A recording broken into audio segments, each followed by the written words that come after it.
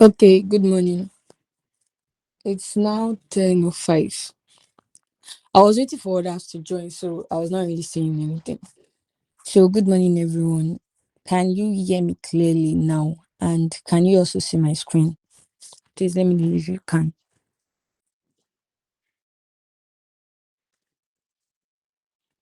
All right, so presently we are three on this call. Okay. Good morning, Adewumi, John, and Temilade. All right. So, I guess maybe we should just start, and if others are willing to join, they would join later. And they can also watch the recording that I'll be posting on YouTube, on the YouTube channel. So, if any one of you have downloaded the PostgreSQL, please can you signify? I sent you a YouTube video to follow yesterday. If you've downloaded this, please let me know.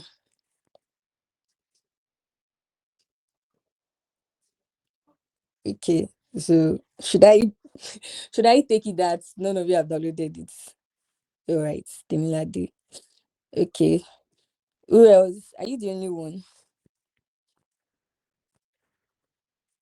So, John, you've not downloaded the. No, I haven't. All right. Um, who else is here? Sorry. Adewumi. You've not also downloaded the PostgreSQL, right?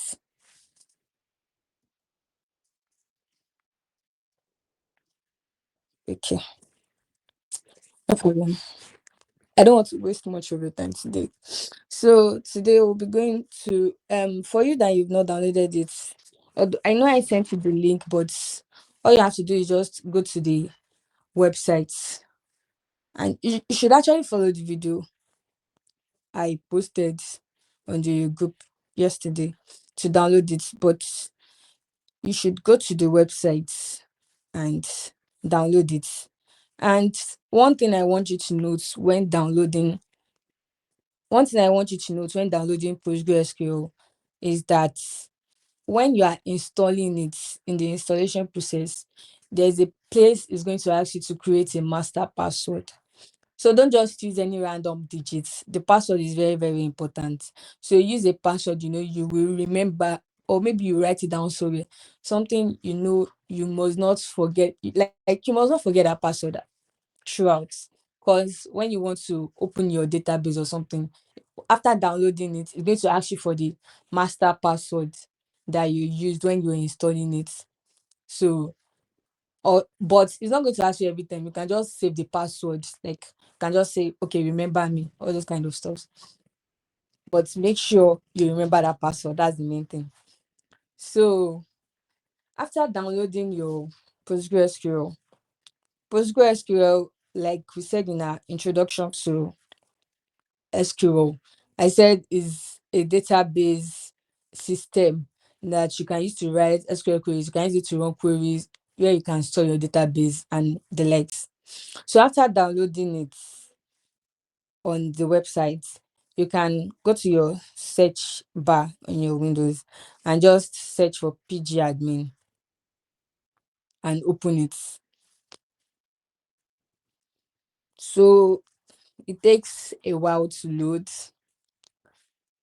not because my system has low RAM actually. This is a 16 gig RAM laptop. So it takes a while to load. So don't feel like it's lagging behind or something. Yeah, so that's it. So this is how it's going to look like. I want to know if you guys are following. Can you guys still hear me? Are you following? Okay. All right. So this is the interface. This is how it's going to look like. PgAdmin is what you use. You're not going to see PostgreSQL, you're going to see PgAdmin. So it's PgAdmin you search one. That's the GUI, the user interface where you'll be writing queries and the likes. So once you open it, this is how it's going to look like. And this is, as you can see dashboard here. This is just like where you'll be writing queries. This is like the show screen it gets. And this left panel. On this left panel, you can see servers, you can see file, objects, tools, help. If you go to file, you can go to your preferences. Preferences is just like the settings. So that is where you can change anything on the settings. But for now, don't touch the settings. Just leave it as it is. Then servers. On this left panel, you can see servers. Servers is just like is a program, let me put it that way, that just helps you to manage your database files. So should I say it's like collection of database. You can have as many servers as you want. But automatically, after downloading the PostgreSQL, it's going to come with one server. It's going to come with one server. As you can see, it's just PostgreSQL 16 that you can see. And the server name is going to be the version you downloaded. So I'm using PostgreSQL version 16. I don't know the latest version you are going to see when you download yours.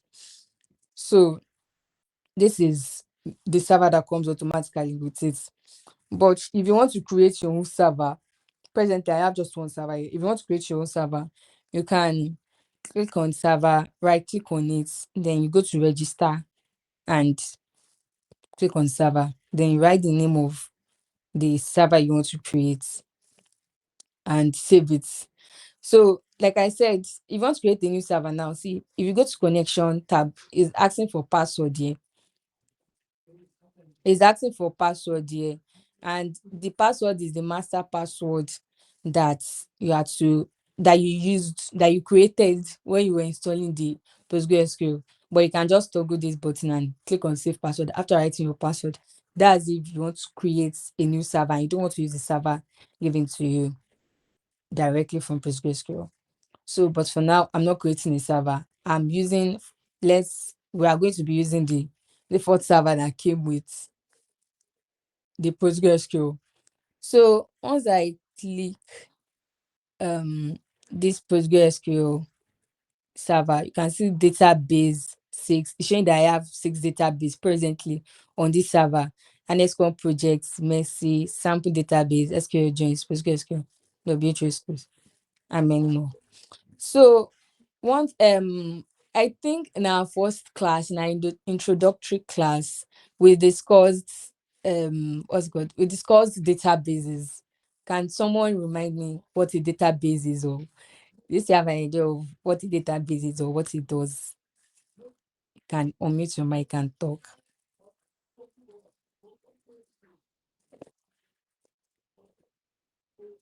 Temilade, John, anybody?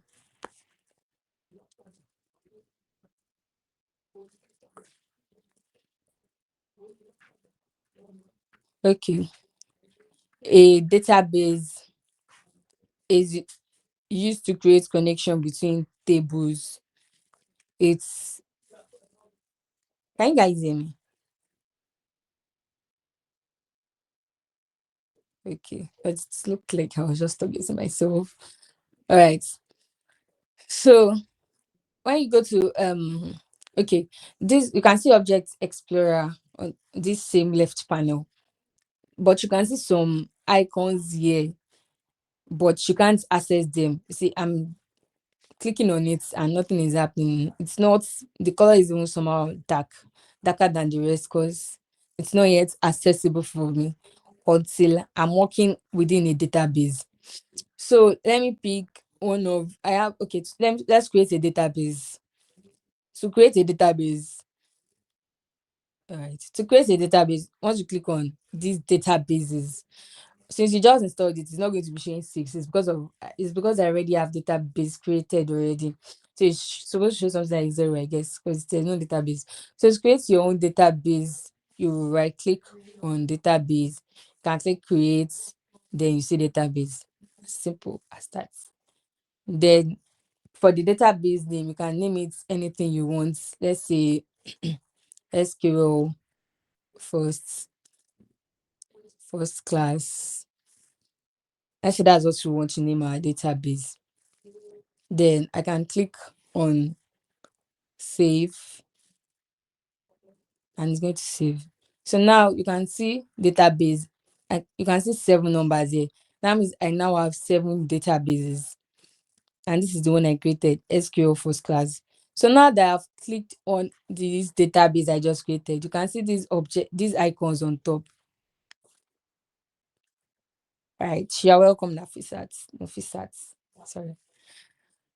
Now that I've clicked on SQL first class, the database we just created, you can see the icons on top are now accessible. If I put my cursor on this first icon, you can see it's bringing out query 2. These two are not yet accessible because it's only accessible when you're working within a table. Then this one, you can see search objects, and here you can see PSQL2. So for this SQL first class, you want to write queries. Queries is what is like the codes you are writing, SQL codes that you are writing to access, to work, to do whatever you want within a database. Do you understand? So let's click on the first one, which is query 2. It lets you run queries within the database. So once I clicked on that query 2, you can see this place has changed to an interface. It opens a new tab for you. Before, we had just this dashboard, just the way your Chrome browser has different tabs. So the only tab we have there before was the dashboard tab, but now you can see SQL first class slash Postgres at PostgreSQL 16. So that is the query to be opened for this database that we created, SQL first class. That is the this is the query tool that we opened. The query tool, it allows you to write queries. So you can see various buttons here. This place, this is the name of the tab it's created automatically. It is the database name slash the PostgreSQL version you have. But if you save, let's try and save this. You have to save your work so that, because if I exit now automatically, okay, we've not started anything. But if we save, let's save our work. Okay, we've not written anything yet. We'll save it once we've started. So we can create table. Let me create a table. Let me create a sample table. On our database presently, we don't have anything. If I come to schemas here, don't let all these stuffs confuse you. We have cast, catalog. Don't let them confuse you. The main thing you are looking for is where your table is. This is the database we created. So to look for my table, you can see tables here under schemas. So if I click on table, nothing is showing. There's no drop down. There is nothing is showing because we've not created any table yet. Like I said, SQL is a very user friendly language because it allows you to write queries in English like manner, according to our last class. So to create a table, it's very simple. You just write create table, then the name of the table,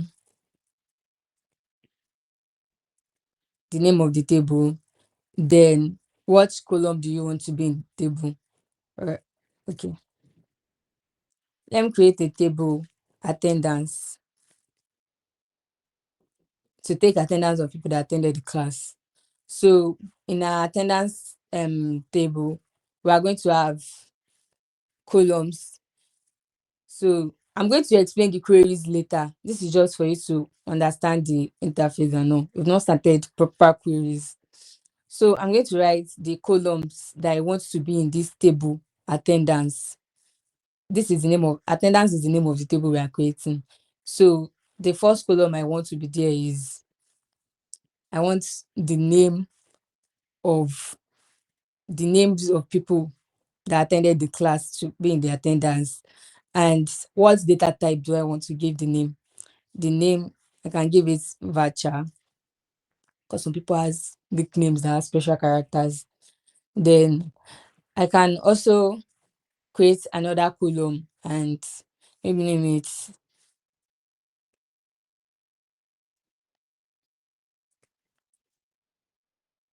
what course was the person taking. Presently, this is a combination of data science and data analysis. Then I must end my queries with a semicolon at the back. So I can, to run this code, to run this query, you can see a bunch of things here. The first one is open file, save file, edit. These two are not accessible. Then this one is to execute scripts. So you can either press F5, as you can see, execute scripts. You can either press F5 and just click on this play button to run your query that you've written here. So if I click on this, you can see in our messages tab, it shows create table, query returned successfully in 106 milliseconds. So that means was our query was returned successfully. It was successful. There was no error or anything. But we are not seeing our table. Where's the table we created? We are not seeing anything. But if you come to these tables on this left panel, if you refresh it, you can now see table here, attendance, showing that we have one table in our database, but there is nothing on the table. But we are not seeing the table. So for you to see our table, we can use the select query, write select star from the name of our table, attendance. Now, for you to run, you can see we have the first query on line 1, we have another one on line 2. But if I want to run it and I click on this one, it's going to run everything both on line 1 and line 2. And we've already created our table before. So we can just, so that it will not run what is on line 1 again for the second time. It's not even going to be successful. Our query will not be returned successful because we already have a table attendance before. And if I'm running it again, it's going to create another one attendance. So it's going to ask me to change the name. It's not going to run. But for me to run only the one on line 2, I can just highlight it, highlight what is on line 2 and click on run. Yes. Now you can see the data outputs. It's showing name. It's showing just 2 columns, name and course. And you can even see the data type given to it. Voucher is character varying, and course we gave it text. And you can see the text here too. But this is just the column. You can only see the column. We can't say no, there is no data. There is no data on this table. So there is no data on this table. There is no data on this table. I don't want to go deep into the queries so as not to confuse you, because I have to explain each of these queries one by one. So we use the create statement to create a table, and we use select to print out what you've created. This asterisk means I want to print out the columns on the table, like all columns on the table, and we just have 2 columns. But I can change the asterisk. If I change the asterisk to just name, select them from attendance, and I highlight it and run it, you can see just 1 column here. Name is showing just name because that's the column I specified. I said I just wanted to select name from this table, attendance. All right. So okay, starting from here, save file. So let's say we are done with this class and maybe we are done with this database, we are done working on it, or you have to attend to something and you come back to it, you have to shut down your system. You have to save it, because if you don't save it, you won't meet whatever queries. Even if your queries is like 100 lines of code, you're not going to meet anything there again if you don't save it. So you can click on save file to save it. You specify whatever location you want to save it, and you just state the name, just the way you save in your Microsoft Excel and your Microsoft Word. If you don't save your documents, you won't meet it later on. So I can save it as SQL attendance, and I'll click on save. So you can see this, the name of the tab on top has changed to SQL attendance.sql. Before it was something like this: SQL first class /postgres at PostgreSQL 16. So once you save your file with them, it will be easy for you to even identify it. It should be easy for you to identify is that okay, this is a file. Because if you are stating, if you save it as a database, if you save it as a database name, it's if you have multiple tables, you won't be able to really recognize which one you want to work on. So you saving it as name that only you understand, only you know, okay, this is the particular thing I'm looking for. It will be easy for you to even pick it out from group of files. And if you save an SQL file, you add the extension .sql for SQL. The way you save, if you save in Excel, you know you have .xlsx for Excel. If you save in documents, if you save in Word documents, in document format, you can have .docx. If you save in HTML, you have an extension .html. So for SQL, you have .sql, as simple as that. Then this next one, you have edit. You have the edit button. If you click on it, you can see find control. You can see find, replace, go to line, indent selection, unindent selection, toggle comment, toggle case of selected text, clear query, format SQL. If you use this clear query, it's going to clear everything you've written so far. No matter the number of lines you've written before, it's going to clear everything. Okay, so these are the shortcuts for it. If you need shortcuts, Ctrl F, Alt Ctrl F, and so on. So if I click on find, let's say I want to find, if I have as many lines as possible of queries and I want to find a specific thing, maybe attendance, according to what we have here. So it's going to highlight where that text appears, just the way you have, just at least you've done introduction to Excel. So if it's Excel and you use find, you know, when you have large data sets and you're looking for a specific word, you want to know where it appears. So it's going to take you to that place. So presently we have attendance on line 1 and on line 2. So that's what the find is used for. If you go to edit, the next one is replace. Let's say you made a mistake from, maybe you've been working in data and you thought the column is name, whereas it is maybe first name or so. So you can just find, maybe wherever you see name, I'm not replacing this. So you can just change it wherever you see name. The first one is to find, then the second one is to replace. So wherever you see name, maybe replace it with first name. But I'm not going to change this one because I don't want to create to. But you just click on this place, replace. Maybe you want to replace it on a specific one, or everything throughout the whole code. You want it to replace the whole, wherever it says name, you want to replace with first name. Then we also have indent selection. Okay, let me click on this one first. Okay. So we have indent selection. That's just to give it tab. So you see, our line 2 was shifted 4 spaces to the front. So one tab is equivalent to 4 spaces.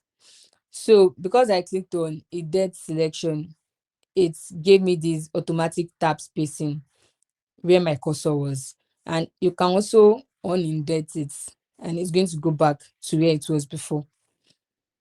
Then we have toggle comments. We have toggle case of selected.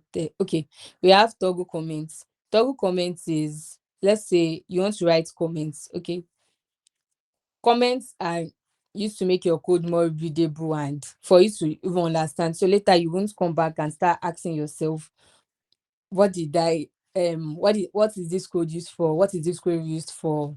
You don't really understand what you've done before. So to write a comment in SQL, you use 2 dashes, then you write, okay, the comments won't run with your queries when you're running it. It's just going to be there for documentation purpose, for you to really understand what the query is used for. So let's say print out the column name from table attendance. So we are referring to line 4, that this select statement prints out the column name from this table, the table we created, attendance. So this is how we write comments with two dash. But let's say you have comments that you want to write and it's more than one line. So these two dash is used to write comments if your comment is like just for a single line. But if you have like 2 or 3 lines that you want to write comments for, you use this backslash. Sorry, you use backslash and asterisk. Then you can write print. You can see it's even highlighting what's on the next line for me. You can write print out, then go to the next line, the column name from table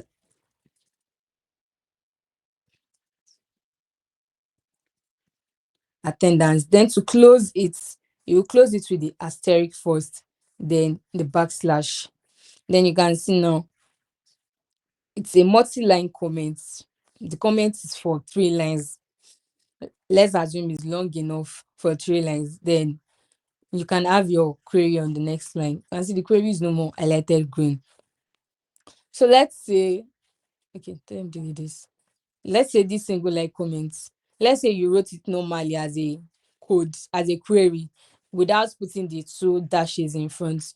You can go to the edit and this toggle comments, you just click on it and you can see now it has turned it to a comment for us, and so on. So we have these to execute scripts. I've mentioned that earlier. Then you have the explain, you have the explain button, you have explain analyze. This explain one is just like tell you how your code is going to run. Okay, let me like this and click on explain analyze.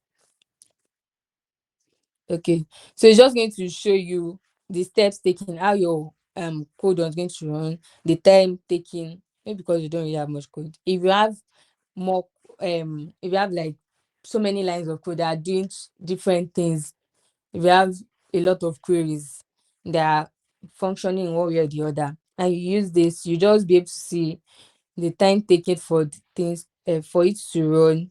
I don't know why it's not showing. You'll be able to see the time taken for it to run and information about the code.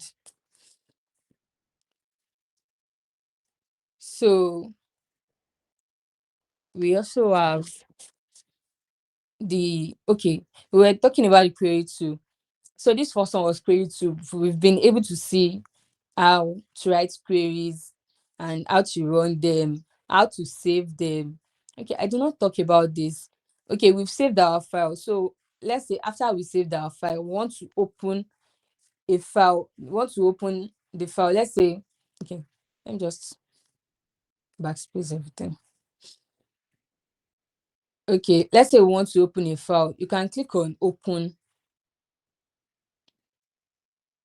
You can click on open and you'll be able to see where you've saved files before. You'll be able to see a lot of SQL queries that you've saved as an SQL file wherever you saved it. I don't want to know the location you want to save your file. Or maybe you want to import a data set and you want to open or whatever, you'll be able to see them. You'll just be able to like navigate to the location. So you just have to click on this open file. You just have to click on this open file and click on whatever file you want to open. And okay, let me open this one.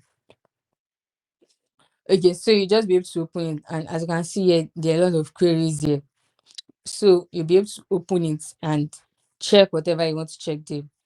So that's for the query two, the first one we discussed. So let's say you also want to search for objects. You can click on search, and this search for objects is going to, let me close this. Okay. So as you can see, I have 7 databases already. Let's say I want to search for a table or the name of a database or something. Let's say I have so many tables and so many databases, and I want to search for a particular one. I can search for let's say Frisker. I have a file like that, and you click on search. Okay, I don't have a file. Let's search for departments.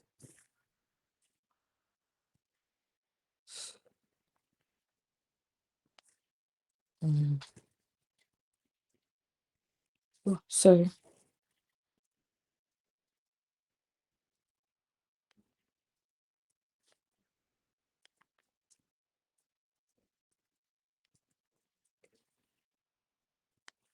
Okay, so I searched for attendance, the table we created today.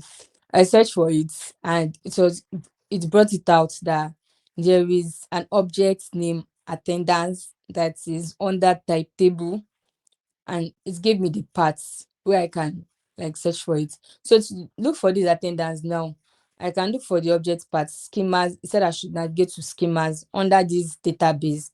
So I can go here. As you can see, there's schemas here. Then I'll click on it, and it said I should go to public. This is public. Then I should look for tables. Then this is tables, and this is attendance. So this is where the table attendance is. This is the location for it. So if you want to search for any other thing, you can be able to search for it and be able to get directions on how to get it. So I think that is all on the interface and how it's like. Is there any question, anything you don't understand?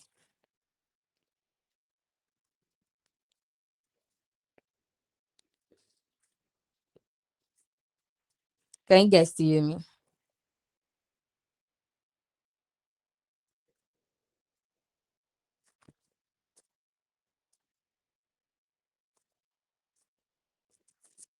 So, okay, if you understand everything I've explained, can you unmute your mic and tell me you understand?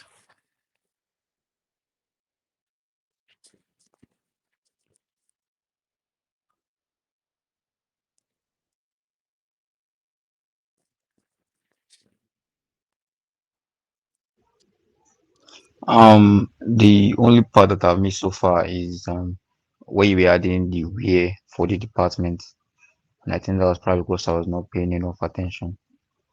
So, sorry, can you come again? Like, explain. I don't understand what you said. I'm saying the only part I don't understand is the where that you added. Because I understand that the from means you are pulling out something from that particular database, but the where I don't understand what the where does. Oh, I did not use where I. Okay, sorry.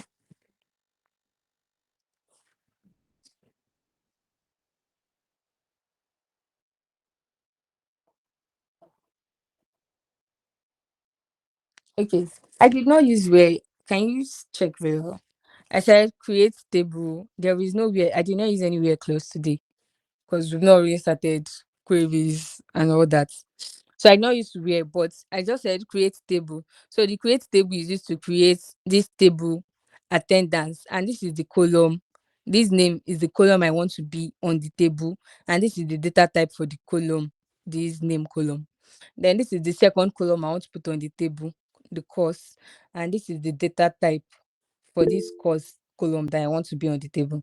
Then this selects, okay, this select name from attendance is used to print it out. I'm just saying, okay, I want to select name, the column name from this table attendance that I've created before. Okay, go on. You're using your hand. The where I just saw a where. I think it's from the employee Oh, SQL stuff. maybe it's That's from not for this our class. one. This is not. Yes, This is exactly. okay. This is not for our class. Don't worry. This is just Oh, a okay, an okay. SQL or something I opened. Later, when Oh, we okay, all start right. talking about queries and we start writing queries, you'll be able to understand this. Oh, okay. That was what threw me off. Thank you, man. All right. Is there any other person that wants to say something? Nofisat, Adewumi and Temilade. Is there anything you have to say?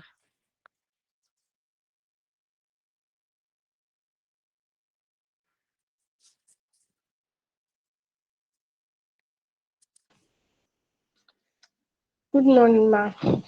Yeah, good morning. Yeah, I didn't really understand the class. Maybe because I joined late. I was having issue with my network, so I'll just go back to the video after you upload it on YouTube. I will watch it. All right. But just to give you like a brief summary, today we discussed, I don't know, have you downloaded the PostgreSQL? Have you downloaded the app? No, no, I'm not with my computer yet. So I'll do that later. All right, no problem. So you just have to follow the video, the guide I sent. And I said I made mention of something when I started this class. When you install the PostgreSQL, it's going to, during the installation process, it's going to ask you to create a password, a master password that you'll be able to like use to access the application after installing it. So I said you should make sure you use a password you remember. Don't just use any random number or any random name or whatever. Make sure you use something you remember, or maybe you write it down somewhere. Because when you open your PgAdmin, when you want to open the database or whatever, it's going to ask you for that master password. Then it's going to ask you for it the first time you open it. Then you can now click on save, and you can now like save automatically. But if you have, for those of you that you've not installed it, if you have any problem, if you encounter any problem or issue during the installation process, you can send me a text on WhatsApp or something. I'll try to and help you resolve it. So for the password, make sure you remember it. Then today we only discuss the overall over the overall the just the interface of the PostgreSQL. For you to open it, I said you come to the search bar and you click on PgAdmin.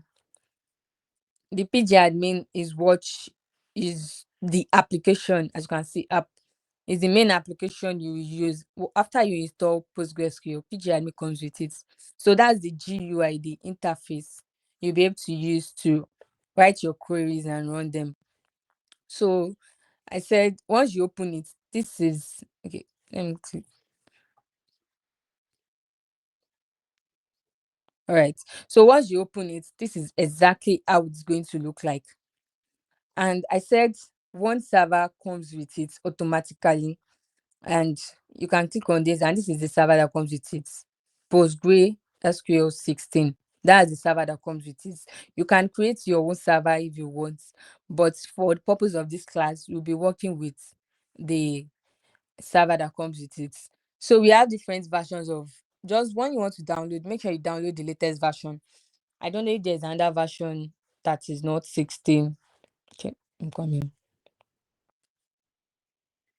Okay, I think there is now version 17. Okay, there's 16. It's still 16. So I think 16 is what you'll be downloading. That's still the latest version. So it will be showing PostgreSQL 16 here.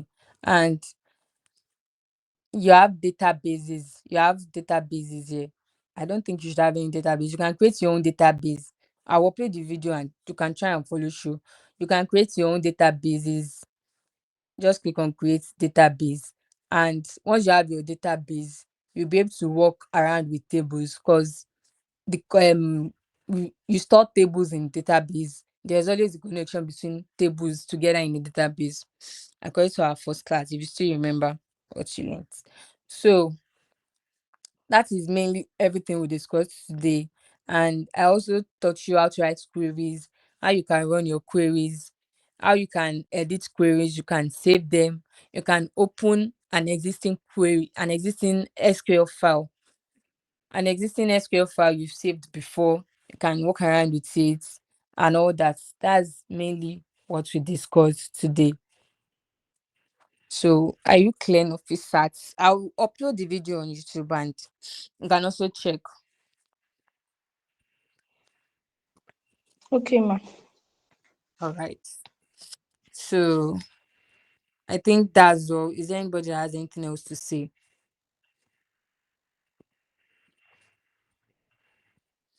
Okay. In the absence of none, thanks for joining today's class. I'll upload the video on YouTube, and you can, if you don't understand anything after the class, you can enter my DM on WhatsApp and I'll reply you. So have a nice day and enjoy your weekend.